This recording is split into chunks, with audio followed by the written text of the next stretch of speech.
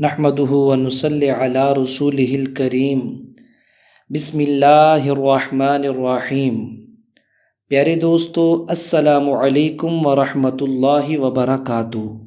آپ دیکھ رہے ہیں یوپیڈیا چینل اور ہم آپ کو اپنے چینل پر خوش آمدید کہتے ہیں، اور اللہ تعالیٰ سے آپ کے لیے دعا گو ہیں کہ اے اللہ ہمارے تمام سامعین کو اور ناظرین کو بہترین جزائے خیر عطا فرما۔ اے اللہ ہمارے تمام سننے والوں کو، چاہنے والوں کو، ان کی خواہشات کو، اور اے اللہ ان کی جتنی بھی نیک تمنائیں ہیں ان تمام کو اپنے خزانہ غیب سے پورا فرما۔ پیارے دوستو، اللہ تعالیٰ کی محبت بہت ہی خوش نصیب لوگوں کو حاصل ہوتی ہے۔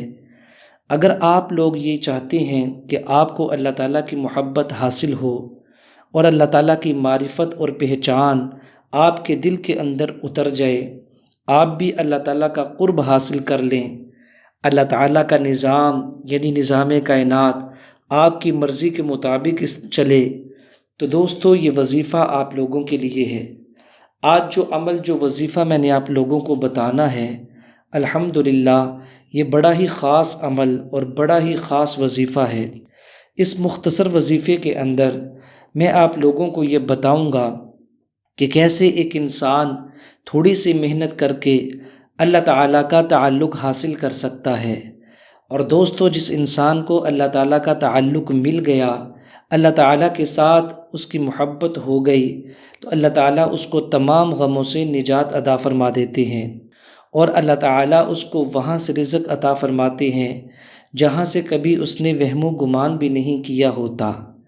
پیارے دوستو، اللہ تعالیٰ کی محبت اصل چیز ہے، باقی دنیا کی ہر چیز فانی ہے، ختم ہو جانے والی ہے۔ اس لیے کہتے ہیں کہ عشق حقیقی اللہ تعالیٰ کی ذات ہی کے ساتھ کرنا چاہیے، کہ باقی عشق مجازی وہ انسان کے کام نہیں آتے، اور ہمیشہ انسان کے ساتھ بے وفائی ہوتی ہے۔ اللہ تعالیٰ کی ایک ذات واحد ذات ہے کہ جب انسان اللہ تعالیٰ سے عشق کرتا ہے، محبت کرتا ہے، تو پھر اللہ تعالیٰ انسان کو اس کی مرضی کے مطابق عطا فرماتے ہیں۔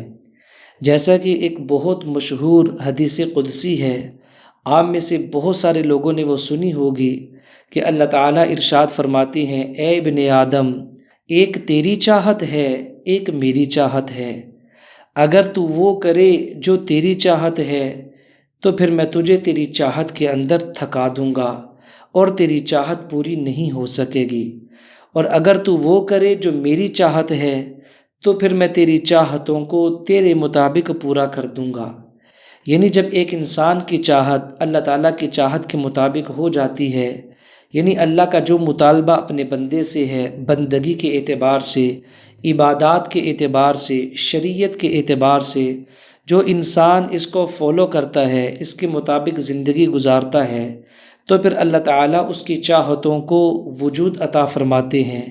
پھر جو انسان چاہتا ہے وہ ہو جاتا ہے، جو وہ سوچتا ہے ویسے ہی ہو جاتا ہے، جو اللہ تعالیٰ سے مانگتا ہے اللہ تعالیٰ ویسے ہی اس کو عطا فرما دیتے ہیں۔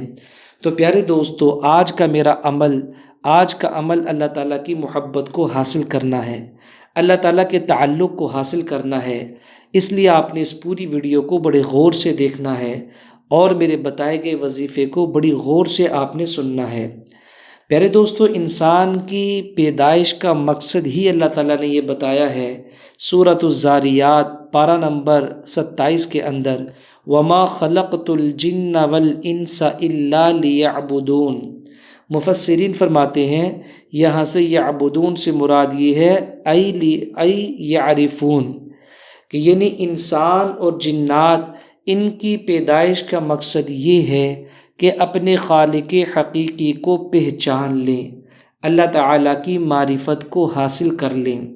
دوستو، آج جو وظیفہ میں آپ لوگوں کو بتاؤں گا، جو انسان اس وظیفے کو کرے گا، اللہ تعالیٰ اس کے دل کی آنکھوں کو کھول دیں گے، اللہ تعالیٰ اس کو بصیرت عطا فرمائیں گے، اور اپنی محبت کو اس کے دل کے اندر اتار دیں گے۔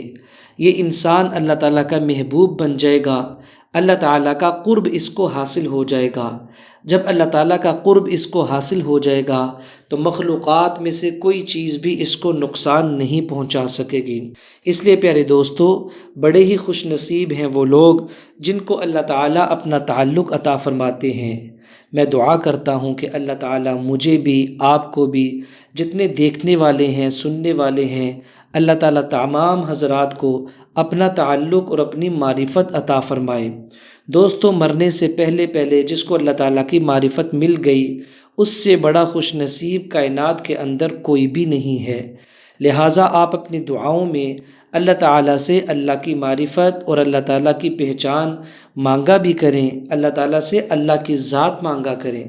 ایک عالم فرمانے لگے، اللہ سے اللہ مانگو، اللہ سے اللہ کی بنائی ہوئی چیزیں کیا مانگنی ہیں، اللہ سے اللہ ہی مانگ لو کہ اے اللہ تو مجھے اپنا آپ دے دے، اے اللہ مجھے اپنا خاص بندہ بنا لے، اے اللہ اپنا قرب نصیب فرما دے، اے اللہ تو میرے دل میں، میری روح میں اتر جا، اے اللہ مجھے اپنے صالحین بندوں میں شامل فرما لے۔